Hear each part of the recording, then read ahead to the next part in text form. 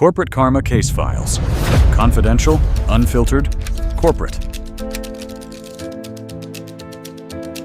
All right, everyone, let's jump right into this explainer. I want you to treat this exactly like we're sitting in a briefing room, and I'm the lead investigator walking you, my team of detectives, through a live, highly active case file. We are looking at a deeply, deeply concerning situation that unfolded at an absolutely massive corporate facility in India, and we need to break down exactly how it went completely under the radar. So before we even crack open the formal docket, I want you to just sit with the chilling reality of this premise. We are looking at a corporate firewall that catastrophically failed 147 employees at a TCS BPO unit in Nashik, Maharashtra. And get this, these alleged events didn't just happen overnight. No, they spanned a 4-year period from 2022 all the way to 2026. This isn't just a story about a few bad actors. We're talking about a total, systemic failure of protection. Here is the briefing docket for today.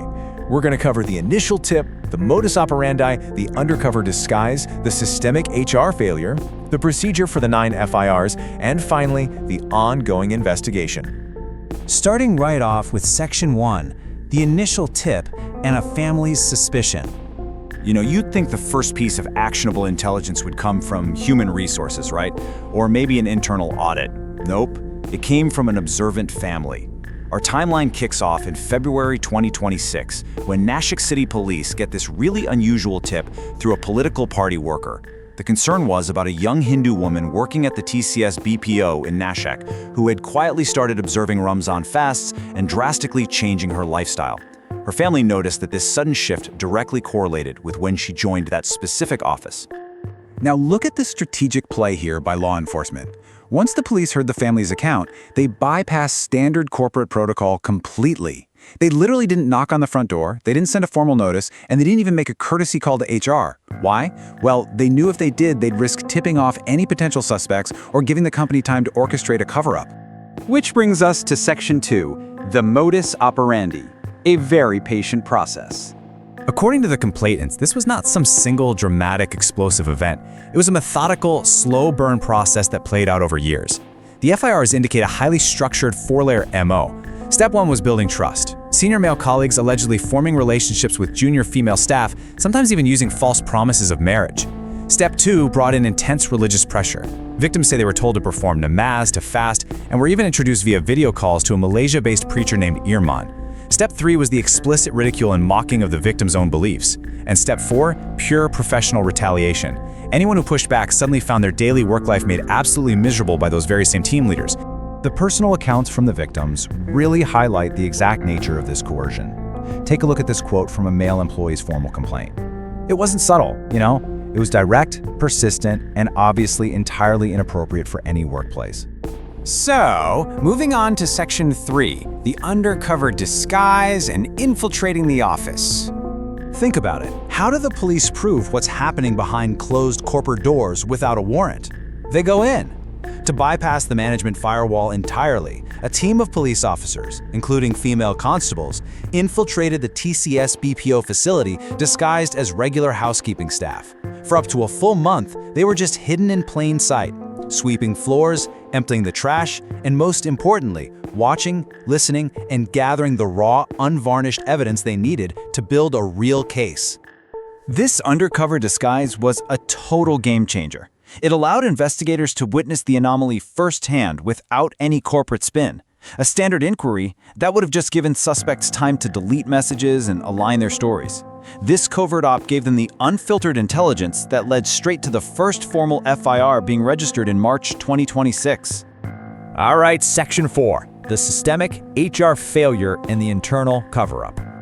This right here exposes what is probably the most devastating twist in this entire case file. The complete systemic failure of the exact people designated to protect these employees. 78. I really want you to burn that number into your brain, detectives. 78 internal emails and chats were allegedly sent to HR flagging these exact issues. 78 distinct cries for help from inside the company that were just utterly, completely ignored. During the probe, investigators actually uncovered this digital trail on the devices of the Assistant General Manager, or AGM. This literally proves that complaints were actively making their way to the internal committee. Under India's POSH Act, the Prevention of Sexual Harassment Act, Even a single verbal complaint is legally required to trigger a formal investigation. But 78 digital flags, zero action. This kind of blatant violation escalates things from mere internal negligence straight into full-blown criminal liability. Because the internal committee allegedly failed so spectacularly, the police took unprecedented action. They actually arrested the HR manager, Ashwini, who is a member of that committee, along with the AGM. The supposed protectors quite literally became the accused. That takes us to Section 5, looking at the procedure for the 9 FIRs. Basically, where the dam breaks.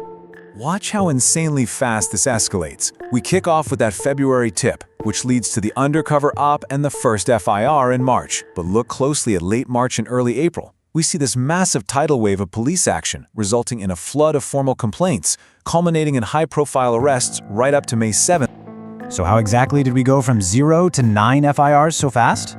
Well, between March 26th and April 1st, female officers, this time openly, including a deputy commissioner of police, walked right back into that office. No disguises this time. They systematically sat down with the employees, counseled them, and gave them solid assurances of police protection. By creating the genuinely safe space that HR completely failed to provide, the floodgates finally opened. In fact, this procedure resulted in 5 FIRs being filed in a single night at the Mumbai Naka station alone. And the charges filed across these 9 reports, they were incredibly severe. We're talking sexual harassment, rape, stalking, molestation, and religiously motivated coercion. 8 women and 1 man came forward, fundamentally shattering the reality of what had been happening on this corporate campus since 2022. Finally, Section 6, the ongoing investigation and chasing the network. Keep in mind, we are not looking at a closed case file here. Far from it. One of the primary targets was a 26-year-old process associate named Nida Khan. According to the FIRs, she allegedly ran WhatsApp groups to enforce Islamic dress codes and coordinate religious pressure among the female staff. The second the arrest started, she completely vanished. For 25 days, police chased her digital footprint across Maharashtra, while her anticipatory bail kept getting rejected. They finally cornered and arrested her yesterday, May 7, 2026, using mobile location tracking. Which brings us to where we stand right now. We've got 8 total arrests. The Special Investigation Team, or SIT, is heavily analyzing seized digital devices, combing through every single one of those 78 internal emails and scrutinizing bank transactions. A huge piece of the puzzle moving forward is pinning down the exact role of that Malaysia-based preacher, Erman. The biggest question the SIT is trying to answer right now is simply this. Was this just a string of isolated bad actors, or are we looking at a fully organized, funded network? Now, corporate leadership has finally weighed in. Tata Sons chairman N. Chandrasekaran publicly called the allegations gravely concerning and anguishing, and the accused employees have been suspended. But critics are very quick to point out that this kind of standard corporate response only magically appeared after the police sting operation forced their hand and the story blew up in the news. So, as we close this explainer and file away today's briefing, I want to leave you, my fellow investigators, with a final, really provocative thought about corporate accountability. This abuse wasn't stopped by the company's multi-million-dollar internal systems. It was stopped by a concerned family and a clever undercover police sting. If a legally mandated internal committee at a massive corporation can fail to act on 78 crystal-clear warnings, it really forces us to ask, how safe are the systems governing your own workplace? Keep your eyes open, and we'll keep tracking this case as it develops. Like, comment, subscribe. The next case file opens soon.